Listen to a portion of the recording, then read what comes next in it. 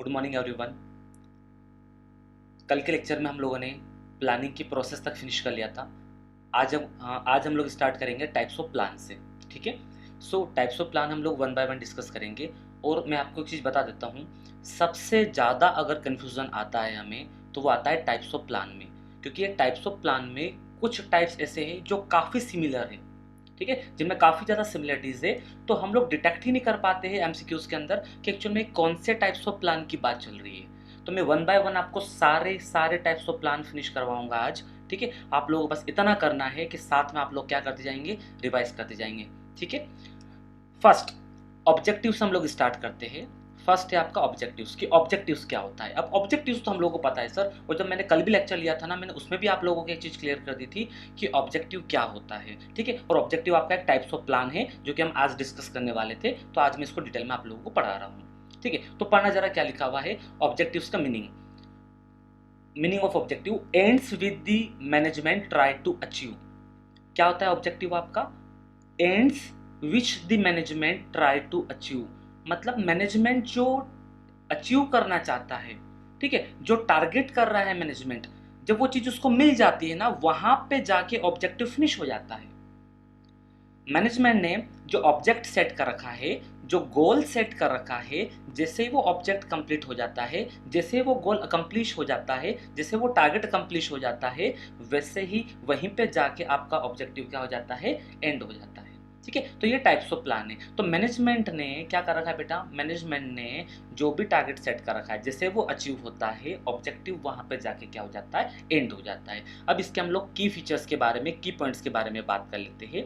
सबसे पहले दिया है यहाँ पे set by top management of the organization. कौन सेट करता है ये? Top management.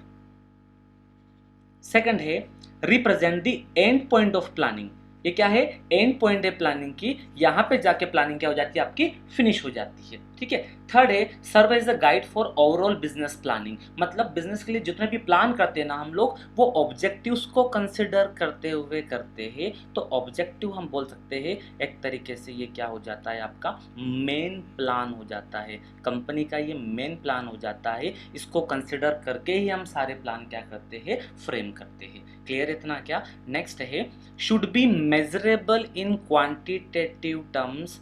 अब मैं एक चीज आपको बता देता हूं, यहाँ पे ये रामबाण है। जब भी आपसे एमसीक्यूज पूछा जाएगा ना, तो वहां पे कैसे डिटेक्ट करेंगे कि टाइप्स ऑफ प्लान में ये कौन से टाइप्स की बात कर रहे हैं, ये ऑब्जेक्टिव है, ये स्ट्रैटेजी है, ये प्रोसीजर है, या ये मेथड है, कैसे पता चलेगा? तो आपको कुछ नहीं करना है, आप देखना कहीं क्वांटिटेटिव टर्म्स में कुछ लिखा है क्या। दैट मीन्स आपका जो क्वेश्चन है वो सेल इंक्रीज करने की बात कर रहा है क्या, वो मार्केट शेयर इंक्रीज करने की बात कर रहा है क्या, ऐसा कुछ दिखाई देता है, मतलब समझ जाना ये ऑब्जेक्टिव है, क्योंकि ऑब्जेक्टिव ऑलवेज क्वांटिटेटिव टर्म्स में ही रहेगा।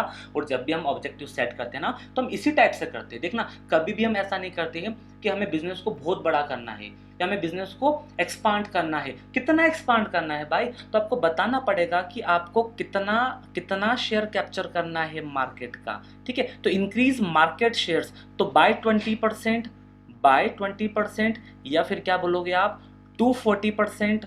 दैट मीन्स अभी कहाँ पे हो आप? अभी सर हमने 10% मार्केट कैप्चर कर रखा है, बट हम 10% से कहाँ तक जाना चाहते हैं, 40% तक। तो हम क्या बोलेंगे, 240%। ठीक है, इंक्रीज्ड टू, क्या बोलोगे आप, मार्केट शेयर हमें क्या करना है, इंक्रीज्ड टू 40%, मतलब 10% से 40% पे जाना है। दैट मीन्स आपको 30% से मार्केट शेयर क्या करना है, इंक्रीज करना है ना। तो या तो ये तरीका हो सकता है, या फिर आप किस टाइप से लिखा मिल जाएगा आपको कि increase market share by 20%। Directly वो लोग बोल देंगे कि आपको सीधे 20% या 30% से क्या करना है, मार्केट शेयर इंक्रीज करना है। तो ये ऑलवेज आपको क्वांटिटेटिव टर्म्स में मिलेगा, या फिर आपको सेल इंक्रीज करना है, या फिर आपको रेवेन्यू इंक्रीज करना है, ठीक है ना, या फिर आपको प्रॉफिट इंक्रीज करना है। तो क्वांटिटेटिव टर्म्स में ही ऑलवेज क्या मिलेगा आपको, ये गिवन रहेगा। ये चीज ध्यान रखना। तो ऑब्जेक्टिव्स को हम कैसे डिटेक्ट करेंगे, ऑब्जेक्टिव्स हमें क्वांटिटेटिव टर्म्स में गिवन रहेगा। नेक्स्ट है must have a time limit for achievement of objective. यार ऑब्वियसली हम जो भी ऑब्जेक्टिव सेट करेंगे टाइम लिमिट तो रखेंगे ना। तो ऐसे ऑब्जेक्टिव का मतलब ही क्या, जिसमें टाइम लिमिट ही नहीं है। हमें ये तो डिसाइड करना पड़ेगा ना कि मार्केट शेयर मुझे कितना चाहिए, 20%। मुझे मार्केट शेयर कितना कैप्चर करना है, 20%। कितने टाइम पीरियड में? तो फिर आपको बताना पड़ेगा विद इन ए 2 ईयर्स। आपको बताना पड़ेगा within a 2 years we have to capture market by 20%। ये चीज़ आपको स्पेसिफाई करना पड़ेगा। तो ये क्वांटिटेटिव टर्म्स में हो गया पहला। दूसरा, आपने क्या सेट कर दिया यहाँ पे, टाइम लिमिट कर दिया विद इन 2 ईयर्स। क्लियर है इतना? नेक्स्ट है ऑब्जेक्टिव मस्ट बी फिजिबल, मतलब आप हवा में बात नहीं कर सकते हो। आप ऐसे नहीं बोल सकते हो जैसे नोकिया है, नोकिया कल को उठा के बोल देगा कि मैं नेक्स्ट 1 ईयर में 80% मार्केट कैप्चर कर लूंगा। भाई पॉसिबल नहीं है। अभी आपका मार्केट बहुत गिर चुका है। जब आपका 90% मार्केट था ना, उस टाइम पे आपने गलती कर दी। जहां आपको एंड्रॉयड पे स्विच होना चाहिए था, वहां पे आप विंडोज फोन पे स्विच हो गए। वहां पे आपने मार्केट खो दिया। आप 90% से सीधे 10% मार्केट आपने क्या हो गया, गिर गए। आप 90% से सीधे 10% पे जाके गिरे आप। ये नोकिया ने क्या कर दी थी, मिस्टेक कर दी थी उस टाइम पे। लेकिन नोकिया चाहे तो ग्रेजुअली धीरे धीरे अपना मार्केट शेयर इंक्रीज कर सकता है। लेकिन अगर नोकिया सीधे मुझे ये बोलता है कि मैं 80%, कल को न्यूज़पेपर में अगर आप पढ़ोगे times of India, economics times में, कि नोकिया 2023 में 80% मार्केट कैप्चर कर लेगा, तो आपको लगता है ये फिजिबल है? आपको लगता है ये पॉसिबल है? आपको लगता है ये प्रैक्टिकल है? बिल्कुल भी नहीं। तो इसलिए ऑब्जेक्टिव जो है ना आपका, उसकी प्रैक्टिकेबिलिटी भी होना जरूरी है, उसका पॉसिबल होना भी जरूरी है। तो थोड़ा फिजिबल होना चाहिए। फिजिबल मतलब जिसको आप क्या कर पाओ, अकम्प्लिश कर पाओ, वैसा ऑब्जेक्टिव आप सेट करना। तो मतलब हम हमारे जितने भी फैक्टर ऑफ प्रोडक्शन से, land, labour, capital, machinery, technology, इन सबको कंसिडर करने के बाद ही ऑब्जेक्टिव सेट करते हैं। ये ऑब्जेक्टिव अपना यहाँ पर आके फिनिश हो जाता है। कोई डाउट है इसमें? तो आपने क्या किया कि सर नोकिया ने बोला कि मैं 20% मार्केट कैप्चर करूंगा 2023 में, मैं 20% मार्केट कैप्चर करूंगा 2023 में। ठीक है, ये फिजिबल है, हाँ पॉसिबल है, कर सकते हो आप। अगर आपको लेटेस्ट टेक्नोलॉजी वाला सेलफोन लेके आए, है ना, ड्यूरेबल सेलफोन है, रिजनेबल प्राइस में है, बहुत अच्छे फीचर्स है उसके अंदर, तो डेफिनेटली नोकिया के लिए कोई बड़ी बात नहीं है, 20% मार्केट वो कैप्चर कर सकता है। तो ये थोड़ा फिजिबल लग रहा है हमें, है ना। तो इसलिए फिजिबिलिटी होना बहुत जरूरी है उसकी। फिर टाइम लिमिट भी उसने दे रखी है, कितना, 2023। तो ये क्या हो गया, ये ऑब्जेक्टिव्स हो गया। क्या हो गया बेटा, ऑब्जेक्टिव्स। जैसे ही ये 20% का टारगेट अचीव कर लेगा ना, यहीं पे क्या हो जाएगा, ये एंड हो जाएगा। तो ऑब्जेक्टिव एंड हो जाता है with management right to achieve. तो मैनेजमेंट क्या अचीव करना चाहता था? मैनेजमेंट बस इतना चाहता था कि अभी हम 10% पे खड़े, कैसे भी करके 20% मार्केट और कैप्चर कर ले, और कितना मार्केट हो जाए हमारा, 30%। बस हमारा इतना ही टारगेट है। अगर ये अचीव हो जाता है तो यहीं पे आपका ऑब्जेक्टिव क्या हो जाता है, फिनिश हो जाएगा आपका। ठीक है, नेक्स्ट ऑब्जेक्टिव के बाद में आपका हो जाएगा स्ट्रेटजी। ठीक है, स्ट्रेटजी का वैसे हिंदी मीनिंग होता है रणनीति। और आपको भी पता है कि जब भी हम लोग रन में जाते हैं तो उसके पहले क्या करनी पड़ेगी, आपको प्रिपरेशन करना पड़ेगी। क्या करने के लिए, डिफीट करने के लिए। आपके दुश्मन को डिफीट करने के लिए आपको क्या बनानी पड़ती है, रणनीति, स्ट्रेटजी। एग्जैक्टली हम बिजनेस के अंदर भी क्या करते हैं, काउंटर अटैक करते हैं। क्या करते हैं बेटा, हम लोग यहाँ पे काउंटर अटैक करते हैं, काउंटर प्लान करते हैं हमारे कॉम्पिटिटर को डिफीट करने के लिए। ठीक है, तो पढ़ते जरा स्ट्रेटजी में क्या लिखा हुआ है। First meaning, strategy is the plan of action. Strategy क्या है आपका, ये प्लान ऑफ एक्शन है। ठीक है, स्ट्रेटजी क्या आपका, प्लान ऑफ एक्शन है that manager take to attain organizational objectives. मतलब मैनेजमेंट जो है ना, अपने गोल्स को, अपने ऑब्जेक्टिव्स को अचीव करने के लिए क्या करता है, कुछ plan of action. Plan of action मतलब काउंटर प्लान। काउंटर प्लान्स होते हैं, ये ध्यान रखना, काउंटर प्लान होता है ये। क्या करने के लिए, कॉम्पिटिटर को डिफीट करने के लिए, मार्केट को कैप्चर करने के लिए, बिजनेस को एक्सपांड करने के लिए, बिजनेस को डाइवर्सिफाई करने के लिए, ठीक है, या मार्केट में स्टेबिलिटी के लिए, मार्केट में बने रहने के लिए, कुछ भी हो सकता है वो। ठीक है, तो इसमें डायमेंशन पढ़ते हैं ना। तो स्ट्रैटेजी में जनरली मल्टीपल बेस्ड एग्जाम जो होती है ना, मल्टीपल चॉइस क्वेश्चन, उसमें डायमेंशन ऑफ स्ट्रैटेजी पूछ लेते हैं आपसे। तो डायमेंशन ऑफ स्ट्रैटेजी में क्या आएगा, first adopting a particular course of action. मतलब हमें क्या स्टेप्स लेना है, क्या करने के लिए, बिजनेस को सेव करने के लिए, या फिर बिजनेस को एक्सपांड करने के लिए, या फिर बिजनेस को डाइवर्सिफाई करने के लिए। जैसे मैं बताता हूँ आपको, जियो का नाम तो हम सब लोगों ने सुन रखा है।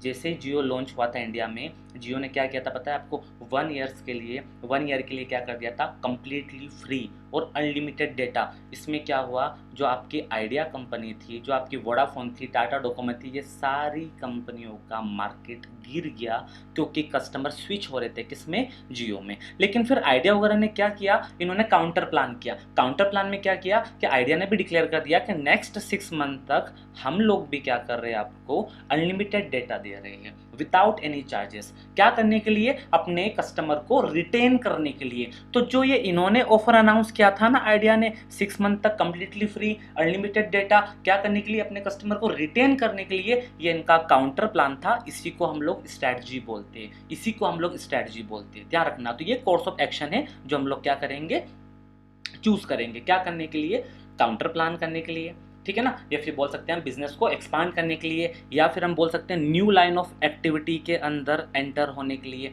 कि हमारा बिजनेस क्या कर रहा है अभी, ऑटोमोबाइल्स में तो है ही, हम चाहते हैं कि वो किसके अंदर आ जाए, टेलीकॉम इंडस्ट्री में भी आ जाए, हम चाहते हैं पेट्रोलियम में भी आ जाए, जैसे Reliance company, Reliance petroleum, Reliance digital, Reliance fresh, Reliance trend. Reliance किस पर डील नहीं करती है, तो न्यू लाइन ऑफ एक्टिविटी में रिलायंस एंटर होती गई। तो जब ये न्यू लाइन ऑफ एक्टिविटी में एंटर हुई ना, क्या किया इसने, स्ट्रैटेजी बनाई। क्या बनाई बेटा, स्ट्रैटेजी बनाई इसने। तो स्ट्रैटेजी की हेल्प से इसके अंदर क्या हुआ, ये एंटर हुआ है, ठीक है। तो इसको थोड़ा सा बस मैं ब्रीफ में और आपको बता देता हूँ, और फिर हम लोग आगे बढ़ते हैं यहाँ से। अच्छा सर, अब एग्जाम में मल्टीपल चॉइस क्वेश्चन किस टाइप से बनेंगे यहाँ से, और हम कैसे डिटेक्ट करेंगे कि ये स्ट्रैटेजी के बारे में बात कर रहा है, तो मैं आपको ये चीज़ क्लियर कर देता हूँ। पहला तो डायमेंशन से क्वेश्चन बन सकता है, तो ध्यान रखना डायमेंशन में 3 चीज़ें, adopting a particular course of action, second है डिटरमाइनिंग लॉन्ग टर्म ऑब्जेक्टिव्स, मतलब स्ट्रैटेजी में क्या करते हैं हम लोग, लॉन्ग टर्म ऑब्जेक्टिव्स भी क्या करते हैं यहाँ पे डिटरमाइन करते हैं, और थर्ड है allocating resources necessary to achieve the objectives. तो हमने जो ऑब्जेक्टिव सेट कर रखा है ना, उसको अचीव करने के लिए जो भी अवेलेबल रिसोर्सेज है उनका अलोकेशन करेंगे, मतलब प्रॉपर उनको बांट देंगे हम कि किसका कितना कितना यूज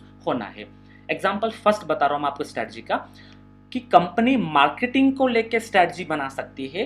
कैसे, सबसे पहले उसको यह देखना पड़ेगा कि हमारा कस्टमर कौन है, कस्टमर की डिमांड क्या है, किस टाइप का प्रोडक्ट कस्टमर को चाहिए, ताकि उस अकॉर्डिंग हम लोग प्रोडक्ट क्या कर पाए, मैन्युफैक्चर कर पाए, उस अकॉर्डिंग हम लोग प्रोडक्ट क्या कर पाए, डिराइव कर पाए, प्रोड्यूस कर पाएँ, किसके लिए, कस्टमर के लिए। तो जब ये कस्टमर के नीड आप आइडेंटिफाई कर रहे हो और कस्टमर के अकॉर्डिंग जब ये प्रोडक्ट्स बना रहे हो ना आप, ये स्ट्रैटेजी है आपकी। ये क्या है बेटा, स्ट्रैटेजी है आपकी। सेकंड है new line of activity with the existing business seek to acquire a dominant position in this same market. भाई अब ये बात समझना आप क्या हो रहा है यहाँ पे, न्यू लाइन ऑफ एक्टिविटी अभी बताया मैंने आपको, रिलायंस पेट्रोलियम, पेट्रोल में तो डील कर रहा था, रिलायंस फ्रेश वेजिटेबल में भी स्टार्ट कर दिया उसने, रिलायंस ट्रेंड, रिलायंस डिजिटल, ये क्या है, न्यू लाइन ऑफ एक्टिविटी। क्यों, क्योंकि ये मार्केट शेयर कैप्चर कर रहे हैं, मार्केट शेयर कैप्चर कर रहे हैं, ठीक है ना। जितना ज़्यादा मार्केट क्या कर लेंगे, कैप्चर कर लेंगे ना, ये जितना ज़्यादा मार्केट कैप्चर करेंगे उतना ज़्यादा इनका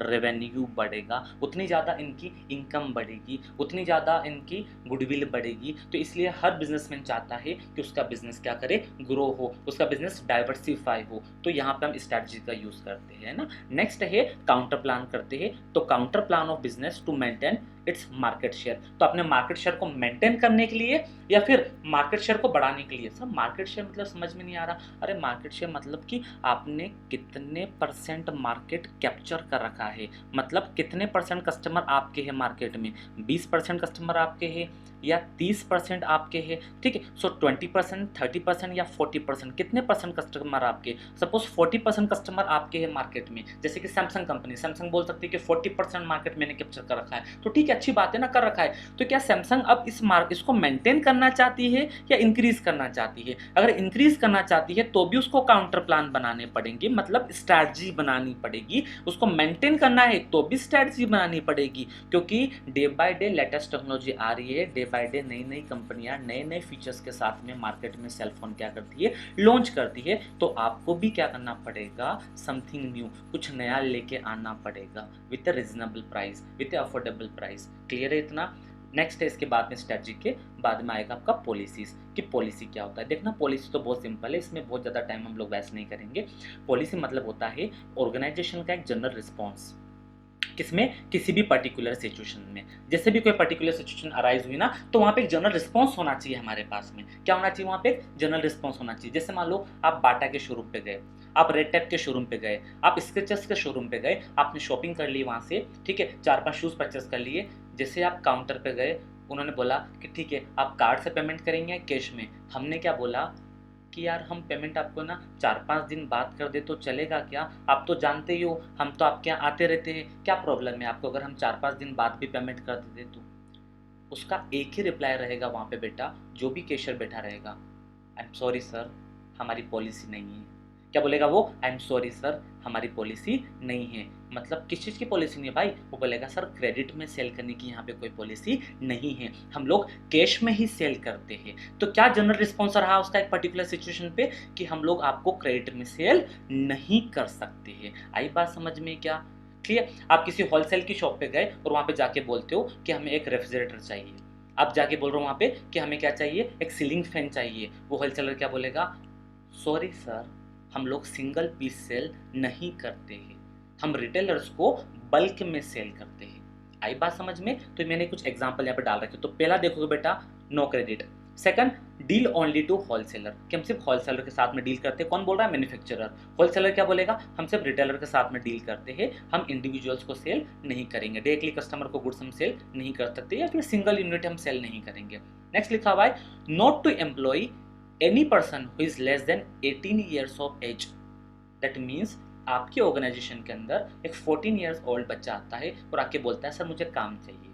हम उससे पूछेंगे बेटा क्या एज है आपकी? जैसे वो बताएगा मैं 14 साल का हूँ, तो वहाँ पे क्या रिस्पॉन्स रहेगा हमारे मैनेजर्स का, हमारे एम्प्लॉयज़ का? क्या रिप्लाई देंगे उस बच्चों को? वो डायरेक्टली यही बोलेंगे सॉरी बेटा हम लोग 18 से कम वाले बच्चों को काम पे नहीं रखते हैं, क्योंकि ये हमारी पॉलिसी है। तो पॉलिसी क्या होता है? ऑर्गेनाइजेशन का एक जनरल रिस्पॉन्स होता है, किसमें? किसी भी पर्टिकुलर प्रॉब्लम में या किसी भी पर्टिकुलर सिचुएशन में। जैसे वो सिचुएशन अराइज हुई, सडनली हमारा क्या होता है, जो रिप्लाई निकलता है ना, जो हमारा रिस्पॉन्स होता है, वही हमारी पॉलिसीज होती है। आई बात समझ में? फिनिश। तो इसके की पॉइंट्स देखना। की पॉइंट्स में आपको फर्स्ट दिखेगा guide to managerial decision in the implementation of strategy, act as a guide to decision in unexpected situations.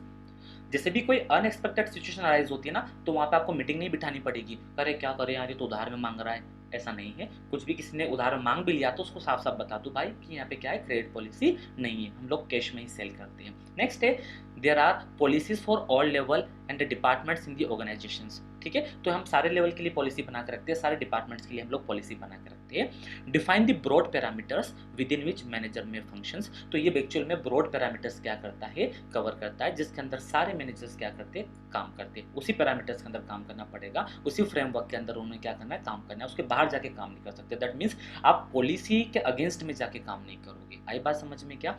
तो ये पॉलिसी भी हमारी क्या हो जाती है, फिनिश हो जाती है।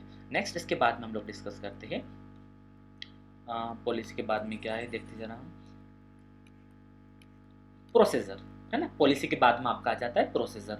अच्छा अब मैं आपको एक चीज़ बताऊंगा यहाँ पे कि आप प्रोसीजर तो पढ़ रहे हो, लेकिन यहाँ पे ध्यान देना दो चीज़ आ रही है, प्रोसीजर और प्रोसीजर के जस्ट नीचे मेथड।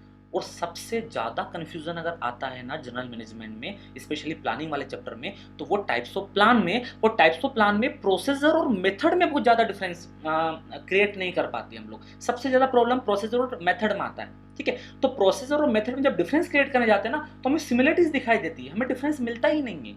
तो मैं अभी यहाँ पे डिफरेंस क्रिएट कर रहा हूँ, इसको समझना जा रहा है एक्चुअल में कि क्या डिफरेंस है। सबसे पहले हम लोग बात करते हैं प्रोसीजर की। तो प्रोसीजर में क्या लिखा हुआ है देखना, meaning sequence of various steps to carry out special और इंपॉर्टेंट एक्टिविटीज। क्या लिखा हुआ है, पढ़ लो एक बार अच्छे से इसको।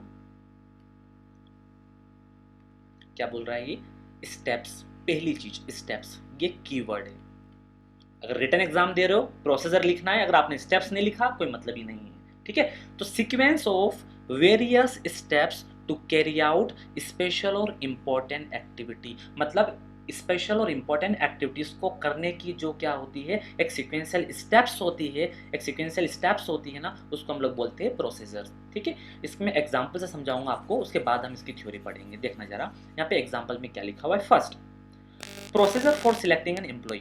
किसी भी एम्प्लॉय को सिलेक्ट करने की ऑर्गेनाइजेशन के अंदर क्या होती है, प्रॉपर प्रोसेस होती है, क्योंकि selecting an employee is a very important activity for our organization. Organization के लिए किसी एम्प्लॉय को सिलेक्ट करना बहुत इंपॉर्टेंट एक्टिविटीज़ है, क्योंकि आप लोगों ने प्रिंसिपल ऑफ मैनेजमेंट पढ़े हैं, और अगर नहीं पढ़े तो भी पढ़ोगे आप। हम लोगों ने पढ़ा है क्या, division of work. Division of work ये क्या है, प्रिंसिपल ऑफ मैनेजमेंट, जो क्या बोलता है कि हमें वर्क को डिवाइड कर देना चाहिए amongst the group of employee. मतलब अलग अलग एम्प्लॉय में हम लोग क्या कर देते हैं, वर्क को डिवाइड करते हैं। तो जब हम वर्क को डिवाइड करते हैं ना, किसमें, एम्प्लॉयज में, तो किस बेसिस में करेंगे, उनके क्वालिफिकेशन के बेसिस में, उनके एक्सपीरियंस के बेसिस पे, उनकी कैपेबिलिटी के बेसिस पे, उनकी एफिशिएंसी के बेसिस पे। तो ये सब कैसे पता चलेगा आपको, तो हम क्या करते हैं, प्रॉपर एम्प्लॉय के रिक्रूटमेंट और सिलेक्शन की क्या होती है, प्रोसेस होती है, उस प्रोसेस को फॉलो करते हैं हम लोग। कि उनकी रिटर्न टेस्ट लेना है हमें, उसके बाद में इंटरव्यू होगा, उसके बाद में मेडिकल एग्जामिनेशन लेना है या नहीं लेना है, ईच एंड एवरीथिंग। तो प्रॉपर उस प्रोसेस को क्या करते हैं हम लोग, फॉलो करते हैं। नेक्स्ट है इसके बाद में, नेक्स्ट एग्जांपल है procedure for admission in IIM। अगर आपको IIM में एडमिशन लेना है तो ऐसे मुंह उठा के थोड़ी जा सकते हो वहाँ पे कि गए और जाके बैठ गए। प्रॉपर प्रोसेस होती है कि उसकी जो एंट्रेंस एग्जाम होती है ना, तो आपको क्या करना पड़ेगा, पहले उसकी एंट्रेंस एग्जाम क्रैक करना है। जब 12th क्लास में जितना मिनिमम क्राइटेरिया मांगता है परसेंटेज का, आपके पास क्या वो परसेंटेज है। देन उसके बाद में अगर आपने उसका कट ऑफ क्लियर कर लिया, देन वो इंटरव्यू के लिए बुलाएंगे आपको, तो फिर आपको क्या करना पड़ेगा, वहाँ पर रिटर्न एग्जाम होती है, देन इंटरव्यू होता है आपका। तो अगर ये सारी प्रोसेस आप क्या कर लोगे, कंप्लीट कर लोगे, उसके बाद में उनको लगेगा कि हाँ बच्चा क्या है, सारी चीज़ें क्लियर कर लिया है, बच्चा फिट है IIM में पढ़ने के लिए, तो फाइनली आप क्या हो जाते हो, सिलेक्ट हो जाते हो। तो IIM में एडमिशन लेने की भी क्या है, प्रॉपर प्रोसेस है। तो मैं किसके पॉइंट ऑफ व्यू से बता रहा हूँ, मैं IIM के पॉइंट ऑफ व्यू से बता रहा हूँ, बिकॉज IIM इज ऑर्गेनाइजेशन ना। IIM क्या, एक ऑर्गेनाइजेशन है, एक बिजनेस है ना, एक बिजनेस ऑर्गेनाइजेशन है, या एक NGO है, कुछ भी हो। देखो प्रोसीजर तो हर जगह लगती है ना, तो IIM भी क्या कर रहा है, प्रोसीजर फॉलो कर रहा है, ठीक है। तो मैं क्या बता रहा हूँ, प्रोसीजर मतलब क्या होता है, sequence of steps to carry out special और इम्पोर्टेंट एक्टिविटीज। इंपॉर्टेंट एक्टिविटीज को करने के लिए आपको क्या करना पड़ता है, सीक्वेंस ऑफ स्टेप्स फॉलो करना पड़ेगी आपको। क्लियर है इतना, फिनिश, ये प्रोसीजर है। अब हम बात करते हैं मेथड की। सर मेथड में भी तो ऐसा होता है ना, मेथड अलग चीज है, मेथड पढ़ना, formalised and systematic way of doing routine और रिपीटेटिव जॉब। यहाँ पे क्या लिखा होता है, स्पेशल और इंपॉर्टेंट एक्टिविटीज के बारे में बात कर रहे थे। यहाँ पे क्या लिखा हुआ है, रूटीन और रिपीटेटिव जॉब, दोनों में डिफरेंस है ना। यहाँ पे स्पेशल और इंपॉर्टेंट एक्टिविटीज जो कभी कभार होती है और बहुत ज्यादा इंपॉर्टेंस रखती है हमारे बिजनेस के लिए। IIM एडमिशन क्या पूरे साल थोड़ी चलता है क्या, 1 to 2 मंथ तक एडमिशन चलेगा।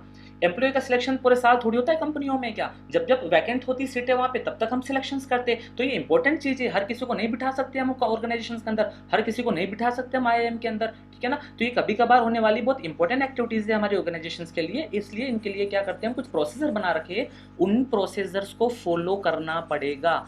लेकिन अगर मैं मेथड की बात करूं तो मेथड तो डेली रूटीन्स में डील करती है। जैसे कि क्या होता है, मैं स्टॉक का क्या कर रहा हूं, मैं हिसाब रख रहा हूं, है ना। तो अगर मैं स्टॉक का हिसाब रख रहा हूं, स्टॉक मतलब समझ लो ना गुड्स, तो बेटा क्या होता है ना, अब गुड्स को रिकॉर्ड करने के भी क्या होते हैं, 2 तरीके होते हैं, ठीक है ना। स्टॉक वैल्यूएशन जिसको बोलते हैं, तो वहां पे आप लिफो मेथड यूज कर सकते हो, आप लिफो कर सकते हो, या फिर वहाँ पे कौन सी मेथड यूज़ कर सकते हो, आप फीफो मेथड यूज़ कर सकते हो। ये 2 मेथड होती है, अगर आपको नहीं भी पता है तो कोई ज़रूरी नहीं है फिलहाल अभी पटवारी के एग्जाम के लिए स्पेशली, लेकिन 12th क्लास के अगर स्टूडेंट हो आप तो आपको ये पता होना चाहिए, है ना। So last in first out and first in first out, ठीक है, फर्स्ट इन फर्स्ट आउट। तो लिफो और फीफो ये 2 मेथड होती है, किसके लिए, गुड्स का क्या करने के लिए, रिकॉर्ड्स रखने के लिए। क्लियर है इतना। नेक्स्ट है मेथड में देखना, provide prescribed way in which task has to be performed considering the objectives। तो ये क्या प्रोवाइड करता है, आपको एक प्रेस्क्राइब्ड वे बताता है जो कि पर्टिकुलर टास्क को कंप्लीट करने में क्या करेगा, आपकी हेल्प करेगा। क्लियर है, तो ये हो जाता है आपका मेथड। अब मैं मेथड के आपको एग्जांपल बता देता हूँ, उसके बाद में आप क्लियरली आइडेंटिफाई कर सकते हो डिफरेंस प्रोसीजर और मेथड में। देखना मेथड का क्या डिफरेंस है। Method of providing training, organization के अंदर हम एम्प्लॉयज़ को जो ट्रेनिंग प्रोवाइड करते हैं उसकी भी अलग अलग मेथड होती है। एक होती है on the job training method, staffing वाले में पढ़ेंगे हम लोग बेटा ये, और of the job training method, ये भी स्टाफिंग वाले चैप्टर में पढ़ाऊंगा मैं, ठीक है। तो ये ट्रेनिंग की मेथड्स होती है। तो अगर हम हमारी कंपनी के अंदर, ऑर्गेनाइजेशन के अंदर एम्प्लॉय को क्या कर रहे हैं, ट्रेनिंग प्रोवाइड कर रहे हैं, तो ये जो ट्रेनिंग का काम है ना, ये पूरे साल चलता रहता है। ये कोई इतनी स्पेशल एक्टिविटी नहीं, इसके लिए प्रोसीजर नहीं बना रखा है, इसके लिए मेथड बना रखी है। तो हमें पता होता है कि कौन सी मेथड यूज़ करना है, किस टाइप के एम्प्लॉय को ट्रेनिंग देने के लिए, ऑन दी जॉब या ऑफ दी जॉब, है ना। तो ऑन दी जॉब ट्रेनिंग के अंदर क्या होता है, इंडक्शन ट्रेनिंग होती है आपकी। इंडक्शन ट्रेनिंग के अंदर क्या करते हैं हम, जो न्यू एम्प्लॉयज़ होते हैं ना, उनको ओल्ड एम्प्लॉयज़ के साथ में फेमिलियर्स करवाते हैं इंडक्शन प्रोग्राम्स के अंदर। इंटर्नशिप ट्रेनिंग होती है जहाँ पे सीनियर या एक्सपर्ट्स के अंडर में क्या करता है, न्यू एम्प्लॉय जो होता है एज अ काम करता है, वहाँ पे इंटर्नशिप ट्रेनिंग बोलते हैं हम उसको। या और ऑफ दी जॉब ट्रेनिंग, तो ऑफ दी जॉब ट्रेनिंग में क्या होता है, वेस्टिबल ट्रेनिंग होता है, जहाँ पे क्या होता है कि एक्चुअल में वर्कर काम नहीं कर रहा, वर्क प्लेस पर नहीं होता है, बट वैसा एटमॉस्फेयर हम लोग बना देते हैं, इसको बोलते हैं हम लोग वेस्टिबल ट्रेनिंग। इसको स्टाफिंग में मैं डिटेल में पढ़ाऊंगा, इसलिए यहाँ पे सिर्फ एज ए एग्जांपल के तौर पे मैं आपको बता रहा हूँ कि मेथड क्या होती है ना। तो मेथड होती है रूटीन नेचर की एक्टिविटीज़ को करने का एक तरीका होता है, ठीक है। तो ये सिस्टमेटिक वे, एक तरीका होता है क्या करने के लिए, रूटीन और रिपीटेटिव जॉब्स को करने के लिए, ठीक है। नेक्स्ट है मेथड ऑफ स्टॉक वैल्यूएशन। तो स्टॉक वैल्यूएशन में भी क्या होता है, लिफो फिफो में अभी डिस्कस कर चुका हूं ऑलरेडी। मेथड ऑफ प्रोडक्शन, तो आप लेबर इंटेंसिव मेथड यूज कर सकते हो, आप कैपिटल इंटेंसिव मेथड यूज कर सकते हो। तो मेथड ऑफ प्रोडक्शन भी अलग अलग टाइप्स की होती है, तो आप कौन सी मेथड चूज करोगे, पहले से ही हम लोग डिसाइड कर लेते हैं कि हम लोग ये मेथड क्या करेंगे, यूज करेंगे, जिससे कि एम्प्लॉइज़ के माइंड में कन्फ्यूजन ना आए, जिससे कि एम्प्लॉइज़ के माइंड में डाउट्स ना आए, मैनेजर्स के माइंड्स में डाउट ना आए, एफिशिएंसी के साथ में थोड़ा सा हम लोग क्या कर पाए, काम कर पाए हम लोग यहाँ पे, ठीक है। बहुत ज़्यादा टाइम वेस्ट नहीं होगा ये डिस्कस करने में कि यार ये काम कैसे करना है, यार हमें ट्रेनिंग प्रोवाइड करनी है, on the job training provide करें या ऑफ दी जॉब। सारे एम्प्लॉय को पहले से पता होता है कि इस टाइप की ट्रेनिंग, इस टाइप के वर्कर को कौन सी ट्रेनिंग प्रोवाइड करना है, ऑन दी जॉब या of the job. Valuation of stock कैसे करना है, हमें लिफो से करना है या फिफो से करना है, मेथड ऑफ प्रोडक्शन कौन सी यूज करना है। तो इसमें बिल्कुल भी टाइम वेस्ट नहीं होगा, क्लियर है। तो इसके की पॉइंट्स डिस्कस कर लेते हैं। पहला है it deal with the task comprising one steps of procedure and specify how this steps is to be performed, ठीक है, कि कैसे किसी काम को करना है। नेक्स्ट है सिलेक्शन ऑफ प्रॉपर मेथड। अगर आपने प्रॉपर मेथड सिलेक्ट किए, उससे आपका टाइमिंग भी सेव होगा, मनी भी सेव होगी, एफर्ट्स भी बचेगा और इंक्रीज होगी आपकी efficiency. There is a no doubt in the mind of employee. अगर आपने पहले से क्लियर कर दिया कि हम कौन सी मेथड यूज करेंगे, तो एम्प्लॉय के माइंड में भी डाउट नहीं रहेगा, उसको पता है कि स्टॉक वैल्यूएशन के लिए मुझे लिफो मेथड यूज करना है, ट्रेनिंग के लिए मुझे on the job training method use करना है, प्रोडक्शन हम लोग कैसे करेंगे, लेबर इंटेंसिव टेक्निक से करेंगे, कैपिटल इंटेंसिव टेक्निक से करेंगे। तो ये चीज क्लियरिटी ऑफ थॉट रहेगा यहाँ पे, बिल्कुल भी कॉन्फ्लिक्ट्स नहीं होगा, ठीक है। तो ये होता है मेथड। तो क्या आपको मेथड और प्रोसीजर में डिफरेंस क्लियर है क्या, है ना। बहुत स्लाइड सा डिफरेंस है, लेकिन मुझे तो लगता है कि यार बहुत ड्रास्टिक डिफरेंस है, बिल्कुल भी हम सिमिलरिटी नहीं बोल सकते। काफ़ी सारे स्टूडेंट्स मुझे बोलते हैं कि सर ये तो दोनों सेम लगते हैं, हमें पता नहीं चलता कि ये प्रोसीजर है या मेथड है। तो ये चीज़ दिमाग में फिट कर लो, अगर आप कोई स्पेशल या इंपॉर्टेंट एक्टिविटी कर रहे हो तो उसको करने के लिए जो क्या होती है, स्टेप्स होती है, वो क्या होती है, प्रोसीजर। और इंपॉर्टेंस एक्टिविटीज़ में क्या आता है आपको पता है, सिलेक्टिंग एन एम्प्लॉई, जो डेली बेसिस पर नहीं होगा, जो रूटीन बेसिस पर नहीं होगा, डेली रूटीन नहीं है आपका, जो रूटीन एक्टिविटी नहीं है आपकी, है ना, ठीक है। Important task, special task, special activity जो कभी कभार होती रहती है, बिजनेस के लिए जरूरी है।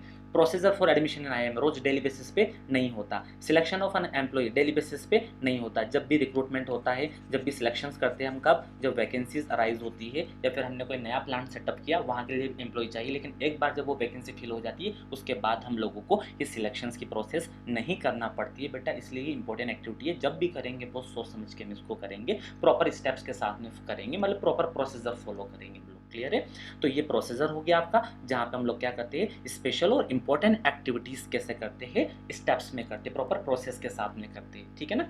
जैसे कि क्या हो गया, सिलेक्टिंग एन एम्प्लॉई और procedure for admission in IIM. और मेथड में क्या होता है, जो रूटीन नेचर की जो जॉब होती है ना, उसको कैसे करोगे आप, क्या तरीका रहेगा, systematic way of doing routine और रिपीटेटिव जॉब, ये मेथड हो जाती है। इसके भी एग्जांपल हम लोगों ने डिस्कस कर लिए। नेक्स्ट, इसके बाद है मेथड के बाद में आपका रूल्स। रूल्स तो आपको पता है रूल क्या होता है ना। तो रूल मतलब क्या होता है आपका, रिजिड और defined plan that specify what is to be done और not done in the given situations, कि आप क्या कर सकते हो, क्या नहीं कर सकते हो, ये रूल्स हो गया। जैसे एम्प्लॉय को बोल रखा है कि कंपनी के अंदर आप लोग 10 AM के बाद में एंटर नहीं हो सकते हो, तो ये रूल है, ठीक है। लंच आपका 2 o'clock पे होगा, तो ये क्या है आपका, बोलिए, रूल है। स्मोकिंग अलाउड नहीं है, तो क्या है आपका, ये रूल है। क्लियर है इतना, क्या आगे बढ़ते, तो रूल सबको पता है, तो इसको मैं डिस्कस नहीं कर रहा हूँ, पर्पस पढ़ लो। Provide no scope for choice and judgement. अगर आप रूल बना दोगे ना ऑर्गेनाइजेशन के अंदर, तो एम्प्लॉय को कोई चॉइस नहीं बचेगी एम्प्लॉय के पास में कि अपने जजमेंट के हिसाब से क्या कर पाए, वो कभी भी लंच कर ले, कभी भी आ रहा है, कभी भी जा रहा है। इसलिए बेटर है कि प्रॉपर रूल्स बना दो ऑर्गेनाइजेशन के अंदर, ठीक है। नेक्स्ट है help to regulate the behaviour, help to regulate the behavior and the create the environment of discipline. जब प्रॉपर रूल्स होते हैं ना ऑर्गेनाइजेशंस में तो वहाँ पे डिसिप्लिन होता है, और अगर डिसिप्लिन रहेगा ना ऑर्गेनाइजेशन में तो स्मूथली फंक्शनिंग रहेगी आपके बिजनेस में। बता रहा हूँ मैं क्या बोल रहा हूँ, स्मूथ फंक्शनिंग ऑफ बिजनेस अगर चाहिए आपको तो उसके लिए डिसिप्लिन होना चाहिए। और डिसिप्लिन कब रहेगा, जब आप रूल्स रखोगे, और जब रूल्स रहेंगे मतलब पेनल्टी रहेंगी। तो generally rules lays down penalty for its violation. अगर आप रूल्स का वायलेशन करते हो तो then you will have to pay penalty, आपको पेनल्टी पे करना पड़ेगी। क्लियर है, इसके एग्जांपल भी डिस्कस कर लिए हमने और की फीचर्स भी पढ़ लिए। नेक्स्ट, रूल्स के बाद में आपका प्रोग्राम है ना। अब प्रोग्राम की बात करते हैं, प्रोग्राम क्या होता है। So programme is a combination of goal, policy, procedure, rules. तो प्रोग्राम थोड़ा सा ब्रॉड वर्ड है जिसके अंदर गोल भी आ जाता है, पॉलिसीज भी आ जाती है, प्रोसीजर्स भी आ जाता है और रूल्स भी आ जाते हैं। Primarily program can cover a major course of action in organization. मैं आपको इसको क्लियरली समझा रहा हूँ। अगर एमसीक्यूज आए, मल्टीपल चॉइस बेस्ड क्वेश्चंस आते हैं ना, तो वहाँ पे प्रोग्राम आपसे पूछेंगे वो कि बताओ इनमें से कौन सा टाइप्स ऑफ प्लान के बारे में हम लोग बात कर रहे हैं। तो कैसे आइडेंटिफाई करोगे आप कि प्रोग्राम के बारे में बात करें, तो ये लोग आपको बताएंगे कि टाटा कंपनी जो है ना, नैनो के लिए टाटा कंपनी क्या कर रही है बेटा, नैनो के लिए एक पूरा सेपरेट प्रोडक्शन यूनिट स्टार्ट कर रही है। एक सेपरेट प्रोडक्शन यूनिट क्या कर रही है, स्टार्ट कर रही है। तो टाटा कंपनी ये जो प्रोडक्शन यूनिट स्टार्ट कर रही है ना, सिर्फ और सिर्फ किसके लिए, नैनो के लिए। ये क्या हो गया, इसका मेजर कोर्स ऑफ एक्शन हो गया। क्या हो गया, मेजर कोर्स ऑफ एक्शन हो गया किसके अंदर, एक ऑर्गेनाइजेशन के अंदर। कि छोटा बड़ा काम नहीं बेटा, प्रोडक्शन यूनिट डालना सेपरेट पूरी की पूरी बहुत बड़ी चीज़ है। तो इसको क्या बोलेंगे, मेजर कोर्स ऑफ एक्शन। तो जब आप मेजर कोर्स ऑफ एक्शन कर रहे हो तो ना वही आपका प्रोग्राम होता है, क्योंकि इस प्रोडक्शन यूनिट्स को डालने के लिए आपको गोल भी सेट करना पड़ेगा, आपको पॉलिसीज भी बनानी पड़ेगी, आपको प्रोसीजर्स भी सेट करने पड़ेंगे, आपको रूल्स भी सेट करने पड़ेंगे, आपको रूल्स भी फ्रेम करने पड़ेंगे। आई क्या बात समझ में। नेक्स्ट, प्रोग्राम के बाद में आपका आ जाता है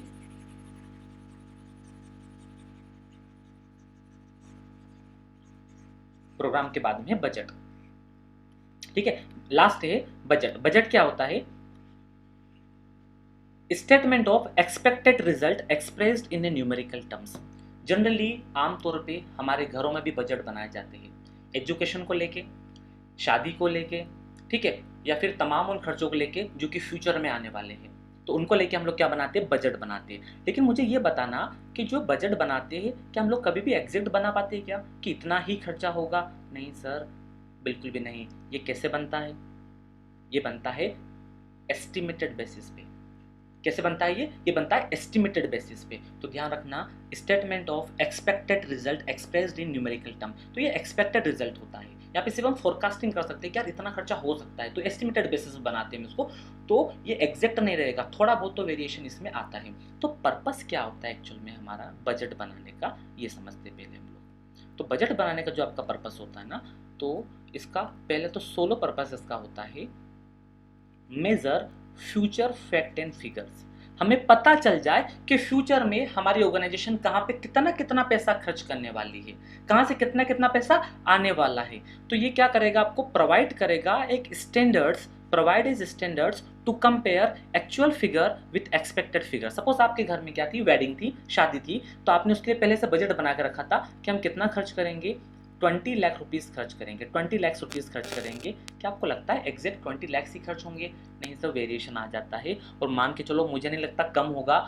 आपने अगर 20 लाख का बजट रखा है ना, तो एग्जैक्टली आप 25 लाख तक तो पहुंच ही जाओगे, क्योंकि बहुत सारे छोटे बड़े खर्चे होते हैं जो कि हम अवॉइड नहीं कर पाते हैं। ठीक है, तो ये क्या हो जाता है, थोड़ा बहुत तो इसमें वेरिएशन आ जाएगा। हो सकता है 18 लाख भी खर्च हो, ऐसा कोई जरूरी नहीं कि हमेशा एक्सेड ही करता है, 18 लाख में भी काम हो सकता है आपका। ठीक है, बट मैं ये बताना चाह रहा हूँ कि जो आपका एक्चुअल फिगर है उसको हम लोग कंपेयर करेंगे किससे, आपके एक्सपेक्टेड फिगर से। तो ये एक्सपेक्टेड फिगर जो था ना, 20 लाख का, क्या बनाया था हमने, बजट बनाया था। और एक्चुअल में जब हमने देखा कितना खर्च हुआ है, तो हमें पता चला अच्छा 18 लाख रुपीस खर्च हुए हैं। तो इसके बीच में हम लोग क्या कर पा रहे, कंपेयर कर पा रहे कि चलो हमने जो बजट बनाया था ना, उसी बजट में हमारा काम हो गया है, ये वन बजट से कम में हमारा काम हो गया, या फिर बजट के हम कितने ऊपर चले गए। ठीक है, तो बजट जो होता है ऑलवेज ये न्यूमेरिकल टर्म्स में रहेगा। पहली चीज, फ्यूचर्स के लिए बनाते हैं, एक्सपेक्टेड रिजल्ट्स हम क्या करेंगे, एक्सप्रेस करते हैं यहाँ पे एक्सपेक्टेड रिजल्ट। एग्जैक्ट रिजल्ट तो हम बता ही नहीं सकते क्योंकि फ्यूचर के लिए भगवान थोड़ी है ना। हम बस प्रेडिक्शन लगा सकते हैं, एक एस्टिमेशन लगा सकते हैं। तो हम लोग यहाँ क्या लगाते हैं, एस्टिमेशन लगाते हैं। नेक्स्ट है एग्जाम्पल, हम क्या बनाते हैं, sales budget. A sales budget में forecast the sales of different product in a particular month. तो हम एक बजट बनाते हैं जिसमें क्या सोचते हैं कि जनवरी में हमारे प्रोडक्ट की कितनी सेल होगी, ठीक है। 2000 हम क्या करेंगे, 2000 यूनिट सेल करेंगे।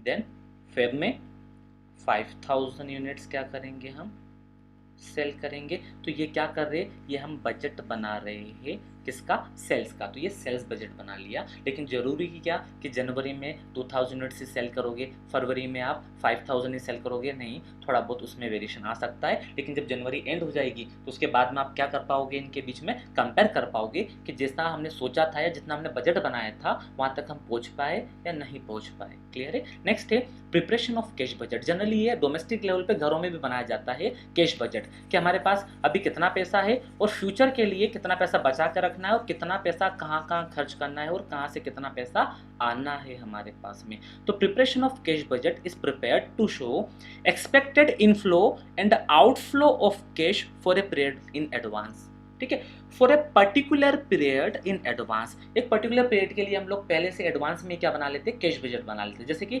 2023 के लिए हम लोगों ने क्या बना लिया, कैश बजट बना लिया कि 2023 में एक्सपेक्टेड इनफ्लो मतलब मेरी इनकम कितनी होगी, सर 10 लाख इनकम होगी आपकी, ठीक है। आउटफ्लो कितना होगा आपका, तो हमें लग रहा है कि 2 लाख रुपीस तक क्या हो सकता है, हमारे पैसे खर्च हो सकते हैं, ठीक है। तो फिर कितना बचेगा हमारे पास, तो 8 लाख रुपीस ईयर एंड में हमारे पास में सेविंग्स होना चाहिए। तो अब आपको देखना है कि आपके पास 8 लाख की सेविंग रहती है या नहीं रहती है। तो ये क्या कर लिया आपने, एडवांस में एस्टिमेटेड बेसिस पे न्यूमेरिकल टर्म्स में बजट बना लिया फ्यूचर के लिए, ठीक है। तो ध्यान रखना 3 वर्ड यूज कर रहा हूं मैं, बजट एक तो फ्यूचर के लिए बनता है, दूसरा एक्सपेक्टेड रिजल्ट होता है। क्या होता है ये, एक्सपेक्टेड रिजल्ट होता है किसके लिए, फ्यूचर के लिए, वो भी कैसे, न्यूमेरिकल टर्म्स में, मतलब क्वांटिटेटिव टर्म्स में। कभी भी क्वालिटेटिव नहीं बन सकता बजट, हमेशा कैसा रहेगा, ये क्वांटिटेटिव ही रहेगा आपका। क्लियर है क्या इतना। तो ये यहाँ पे आके अपना बजट क्या हो जाता है, फिनिश। तो ये अपने सारे टाइप्स ऑफ प्लान हो जाते हैं, ठीक है। इसके अलावा भी अगर आपको कुछ डाउट है ना तो आप मुझे कमेंट्स कर सकते हैं, मैं उस पर्टिकुलर टाइप्स ऑफ प्लान के ऊपर एक सेपरेट वीडियो लेक्चर आपको बना के अपलोड कर दूंगा, ठीक है। अच्छा, इसके बाद अब हम लोग क्या करेंगे, डिस्कस करेंगे हमारे मल्टीपल चॉइस बेस्ड क्वेश्चंस है ना, एमसीक्यूज, जो कि मैं नेक्स्ट लेक्चर में अभी अपलोड करूंगा, ठीक है। आप इतना पढ़ लीजिए, यहाँ तक कुछ भी डाउट है तो आप मुझे बताइए कमेंट्स बॉक्स में। Okay, bye bye, see you tomorrow, thank you.